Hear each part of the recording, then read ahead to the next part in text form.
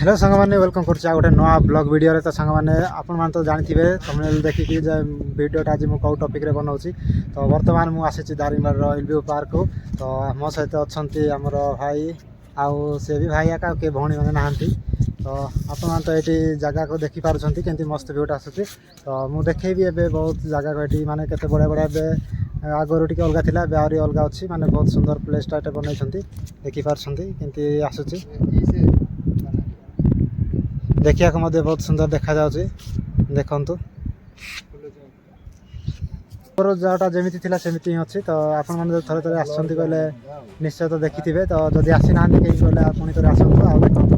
तो मो सहित आस्थिबा व्यक्ति मान टिके देखंतु केमति फोटो कोन उठाउछंती देखि पारुछंती। तो सांग माने बे वर्तमान आउ नेक्स्ट देखिया आउ केते सुंदर सुंदर वीडियो जाको वीडियोटा को स्किप न करिकि वीडियोटा को एंड तक देखंतु।